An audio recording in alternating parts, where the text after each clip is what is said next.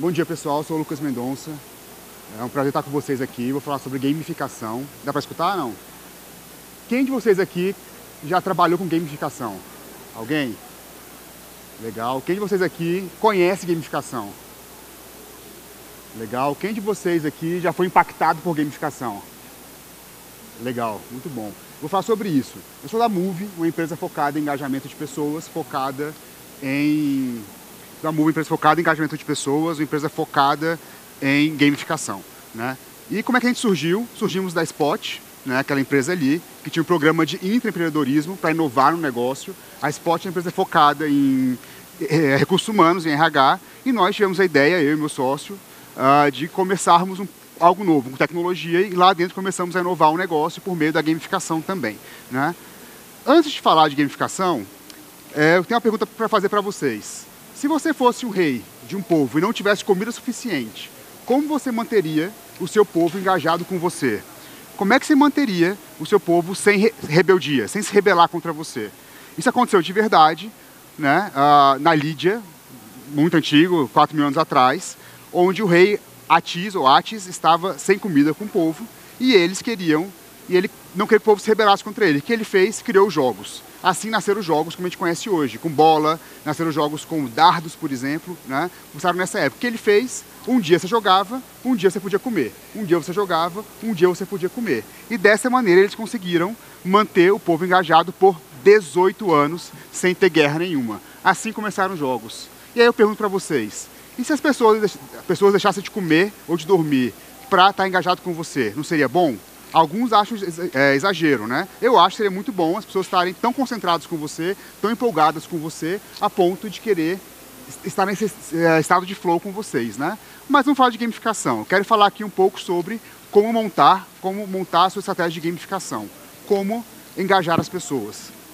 E aí, não tem como não falar de games, né? Por que games? Todo mundo sabe, todo mundo conhece que a indústria de jogos é a indústria que mais engaja pessoas ao longo do tempo, né? Todo mundo que conhece alguém ou joga, e a pessoa esquece de comer porque está jogando, esquece de dormir porque está jogando, acorda 3 da manhã para jogar, mas não acorda 6, 6 e meia para ir para a escola, não é verdade? Então, né, a psicologia começou a estudar por que os jogos eletrônicos são tão engajadores. E eles descobriram que os bons jogos utilizam uma série de técnicas de motivação. Quando bem utilizado, eles engajam as pessoas. E aí foram mais a fundo. Tem como utilizar as mesmas técnicas para algo produtivo? Não só para entretenimento, mas para realmente ter algo produtivo? E a resposta é que sim, né? Daí surgiu a gamificação. E eu acho que é bom também falarmos dos jogadores, né? Por que é bom falar dos jogadores aqui também, né? A gente acha que jogador são pessoas que são nerds, ou são crianças, ou são adolescentes que jogam e somente isso, mas isso não é verdade. A gente vai poder observar, quando voltar à apresentação, mas tem alguns dados interessantes. 61% de executivos afirmam jogar diariamente. Isso é um dado bem interessante, é um dado bem grande nesse aspecto, né? 97% dos jovens jogam. Isso é interessante também. Mas algo mais interessante ainda é que de todos os jogadores, 52% são mulheres, né? A gente acha que mulher não joga e joga sim. E de todos os jogadores, 25% tem mais de 50 anos. Então todo mundo joga. Quando a gente pensa em gamificação, para pensar, então gamificação é só para criança, para adolescente, não é verdade. A gente pode ter gamificação para professor, para pai, para o que quiser, né? Tenho experiência de ter gamificado já empresas que têm pessoas de 18 anos e de 70 anos, por exemplo, né? Então isso mostra algo bem interessante. E gamificação não é criar jogos, necessariamente. Muitos aplicativos que a gente usa no dia a dia são gamificados, usam gamificação e a gente nem percebe às vezes. Por exemplo, o Waze. O Waze é um aplicativo que a gente usa muito o tempo inteiro. E ele é gamificado. Não só porque ele dá ponto, não só porque ele tem nível lá, você começa como Waze bebê e vira o Waze rei. Não é por isso. A base dele é gamificada. O princípio dele é gamificado. Ele usa uma técnica de gamificação chamada Thank You Economy, obrigado economia. O que é isso? Quanto mais eu uso, melhor fica para todo mundo. Quanto mais os outros usam, melhor fica para mim. E eu uso, e eu dou dicas e faço coisas lá dentro sem esperar nada em troca, a não ser que o sistema fique melhor. O LinkedIn também é gamificado, o Facebook é extremamente gamificado, por exemplo, por isso que as pessoas são engajadas com isso, né? E antes de falar porque gamificação realmente funciona, eu quero contar a história das duas Alices. Essa daqui, a Alice Eisen, uma pesquisadora americana super famosa, e aquela ali é Alice Mendonça, a minha filha. O que elas têm em comum? Vou falar daqui a pouquinho. Mas a Alice Eisen fez um estudo como é que o afeto impacta nas pessoas. Então ela pegou, por exemplo, um dos estudos que ela fez foi trazer um grupo A e um grupo B, né, vários grupos A e vários grupos B, na verdade, para trabalhar em algo de criatividade. O grupo A, como é que ela recebeu? Muito bem. Recebeu conversando, com música, com comida, com chocolate, coisas do tipo. E o grupo B recebeu normal. Entrem aqui, por favor, e façam atividade. O que ela percebeu? Quem estava no grupo A, sendo bem recebido, foi muito mais produtivo e muito mais criativo. Quem estava no grupo B foi menos produtivo e menos criativo. Então, o afeto influencia muito na criatividade e na produtividade. E a Alice Mendonça, minha filha, foi o caso que a gente foi para a Disney. Tem a foto dela na Disney aqui com o castelo atrás, porque nós fomos para a Disney, ela tinha 5 anos nessa época, e ela estava doida para ir na montanha-russa. E nós fomos na montanha-russa, primeiro que ela foi na vida, super feliz, super empolgada, e pegamos o que chamamos de Fast Pass, né? Que você não pega fila, você fura a fila, né? E ela, toda empolgada, quando começou a andar a montanha-russa, ela me abraçou meu braço, não soltava de jeito nenhum, com medo. Quando acabou a montanha-russa, eu perguntei, filha, por que você ficou me abraçando? O que aconteceu? Ela, papai, estava com medo de cair. E aí eu expliquei para ela, não, filha, não precisa ficar com medo de cair. Tem o cinto, tem a barra, você não cai de jeito nenhum. E ela olhou para mim e falou, então eu quero de novo. Quando eu olhei para a fila, tinha lá um marcador de 1h30 de fila. E eu pensei, de jeito nenhum eu vou de novo nesse brinquedo e ficar 1h30 na fila. E eu falei, filha, tá muito longa a fila, vamos embora. E ela, não, papai, eu quero ir. E eu imaginei comigo que ela fosse ficar 5, 10 minutos na fila e fosse desistir. Mas isso não aconteceu. Ela ficou 1h30 sem reclamar nenhuma vez. Me impressionou, porque a gente vai no banco e fica no banco e fica 5 minutos, a gente está brigando já, xingando todo mundo, não é verdade? Mas o que essas duas histórias têm a ver com engajamento, com gamificação? Porque são pessoas no centro. Tanto a Alice Eisen quanto a Alice Mendonça, minha filha, estavam no centro de alguma coisa, botaram pessoas no centro, né? A Disney pensa muito nas pessoas. E isso tem tudo a ver com gamificação. Porque gamificação é botar pessoas no centro. É motivar cada uma individualmente, né? E aí, se a gente pensa em motivar cada uma, engajar cada pessoa individualmente, realmente um a um, bem customizado, a gente não pode mais pensar em trabalhar com o comum, o que todo mundo trabalha, que é o quê? Ponto, medalha, ranking, nível, desafio. Todo mundo vai gamificar, faz o quê? Trabalha com isso. Isso engaja? Pouco, muito pouco, né? Isso realmente não é algo que venha a engajar como deveria, né? O que engaja? E aqui eu trago um modelo chamado Octalysis, é um modelo desenvolvido por um parceiro nosso chamado Yu Kaishao, né? O que ele fez? Ele dividiu a motivação humana em 8 grupos de motivação.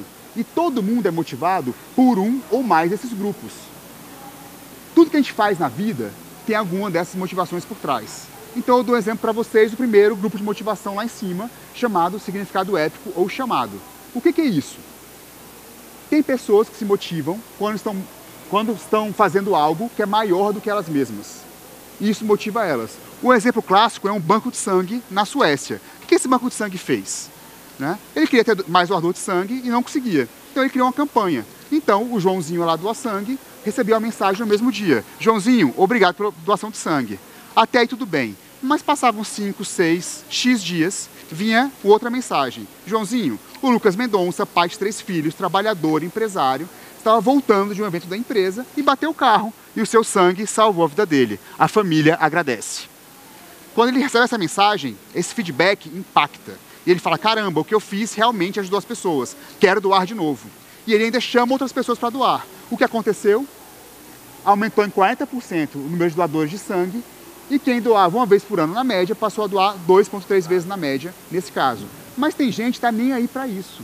Está preocupado com outra motivação, que a gente chama, por exemplo, de desenvolvimento e realização. O que é isso? É aquele sentimento de estou progredindo, estou avançando, estou melhorando. Aí sim eu dou ponto, dou medalha e faço coisas do tipo. Mas tem gente que está nem aí para isso também. Está preocupado, por exemplo, com o outro aqui, propriedade e possessão. O que é isso? É aquele sentimento de quanto mais eu tenho, mais eu quero, ou o que é meu é melhor. Esse sentimento motiva muitas pessoas a fazer algo. Aí eu dou prêmio, eu dou, né, faço para sentir que ela é dono de alguma coisa, que ela é dona do que ela tem que fazer, etc. Mas tem gente que está nem aí para isso. Está preocupada, por exemplo, de ir para o outro lado ali, influência social e pertencimento. O que é isso? É aquele sentimento de pertencer a um grupo. Aquele sentimento de poder influenciar ou ser influenciado por pessoas que que eu gosto, ou que passam confiança, etc e tal. Né? Tem pessoas que se matam por isso, se matam fazer parte de um grupo específico. Tem pessoas que se matam para poder influenciar outras, por exemplo. Não é à toa que os influencers estão aí, digitais estão aí, ganhando muito espaço. Eles querem motivar as pessoas. Né? A minha filha de 5 anos faz vídeo para o YouTube. Ela não publica porque ela não quer ser famosa, mas já faz um monte de vídeo para o YouTube, por exemplo. Né? Tem gente que está nem para isso, está preocupado, por exemplo, com empoderamento criativo e feedback. O que é isso? É aquele sentimento de eu quero ter controle das coisas, por isso eu preciso de feedback e eu quero usar minha criatividade para fazer o que eu quiser fazer. Quando eu gero esses sentimentos nas pessoas, elas se engajam, se motivam bastante. Como é que esses sentimentos se motivam, se linkam aos jogos? Por meio das técnicas. Para cada grupo de motivação desse, tem uma série de técnicas que eu utilizo para motivar as pessoas. São 90 no total. E as gamificações que eu vejo por aí usam 5, 6 e todas ligadas a desenvolvimento e realização. Ponto, medalha, ranking, estão todas ligadas a desenvolvimento e realização. E aí está o problema. Porque eu só engajo um tipo de pessoa, não engajo todo mundo. Por que às vezes a gente bota na escola uma gamificação, dando ponto, dando medalha, dando ranking, e ela não funciona? Porque às vezes na empresa eu faço isso. Porque simplesmente eu motivo um tipo de pessoa e aí a motivação acaba rápido. Se eu tenho muita gente não motivada, não engajada com aquilo, a motivação ali acaba rápido. Né? Mas o que é mais importante aqui não é usar a técnica, é usar a técnica corretamente. É usar a técnica para quê? Para gerar o sentimento que está dentro do Octalysis. Isso faz a diferença. E mais do que isso, tem outra coisa importante também. A gamificação, usando essas técnicas aqui, ela é capaz de levar as pessoas da amotivação para a máxima motivação. E aqui eu dou uma dica, como é que eu faço isso? O que a minha gamificação tem que fazer para isso acontecer? Primeiro, a pessoa tem que ter autonomia. O jogador, entre aspas, tem que ter autonomia. Ele tem que querer jogar, tem que querer fazer as coisas. Por isso a gamificação tem que ser divertida. Tem que motivar, tem que usar as técnicas de jogos para divertir a pessoa a querer fazer aquilo ali. Mais do que isso, ela tem que ter competência para fazer aquilo. Ela tem que saber fazer o que ela tem que fazer e aprendendo pouco a pouco. O segredo está em desafiá-la pouco a pouco. E não dar um desafio muito grande, que eu desisto, ou muito pequeno, que eu também desisto, que é muito fácil. Eu dou um desafio pouco a pouco, vou fazendo o jogador aprender cada dia um pouquinho mais, cada dia um pouquinho mais. E por último, conexão. As pessoas têm que estar conectadas com outras pessoas. A gamificação que eu estou sozinho não resolve muita coisa. Eu tenho que me conectar com outras pessoas. Né? E isso realmente é o que ajuda as pessoas a se engajarem. Se eu tenho essas 3 coisas, e eu uso aquelas motivações que eu mostrei no slide anterior, você vai tirar a pessoa da motivação para a motivação. Como é que eu tiro um aluno da sala de aula, que não está nem aí para nada, e boto ele para ser um bom aluno? Como é que eu tiro um professor que está cansado de dar aula, para ele realmente poder crescer e voltar a dar aula fantasticamente? Como é que eu faço aquele pai que chega cansado em casa a se motivar, a estar com o filho, estudar com o filho, acompanhar o filho? Aqui está o segredo, essas 3 coisas e aqueles motivadores que estão lá atrás também. Né? E a gente precisa de um método. O método é muito simples. Para falar do método, eu tenho que começar com uma coisa importante. O que eu quero melhorar? Qual que é a métrica de negócio que eu tenho aqui? Eu tenho que definir qual indicador na minha gamificação eu quero melhorar. Esse é o ponto de partida. Se eu não tenho isso, não adianta. Porque eu só posso engajar as pessoas se eu sei para onde eu vou engajar as pessoas. Aí eu defino quem são os jogadores. Esses jogadores têm que desempenhar uma ação, né? E essa ação tem que impactar, de fato, na métrica de negócio, no indicador de negócio. Aí eu começo a falar de gamificação. Jogadores executam ações que impactam em métricas. E eles fazem isso, eles têm que monitorar o que eles fazem de ação por meio de feedbacks. Né? E é importante termos isso. Os feedbacks são as técnicas de gamificação, que eu vou usar aqui para mostrar quão perto ou quão longe ele está do que a gente chama de estado de vitória. O que é estado de vitória? Um exemplo simples. A ação desejada é que o aluno faça dever de casa, por exemplo. Estado de vitória é ele fazer dever de casa todos os dias da semana. Então é um desafio que eu dou para ele, e aí eu posso incluir incentivos ou não. Incluir incentivo, na verdade, não necessariamente é dar coisa, dar presente, dar coisa que custa caro.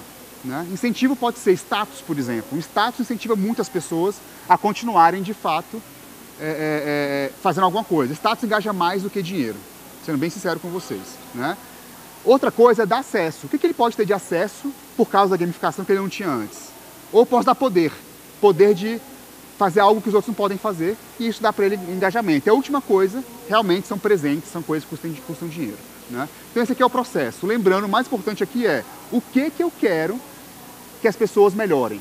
Qual que é a minha métrica? Qual indicador eu quero que eles melhorem? Se eu não sei isso, nenhuma gamificação vai funcionar, né?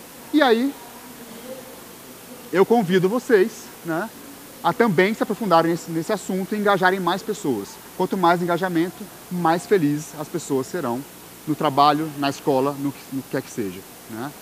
É isso, aqui estão meus dados do LinkedIn. Quem quiser conversar sobre o assunto, podem, por favor, me procurar. Adoro falar sobre isso, adoro conversar sobre isso. Realmente, engajar pessoas tem transformado organizações, tem transformado pessoas quando a gente faz isso bem feito, com processo, com método. Tá bom? É isso, pessoal. Muito obrigado.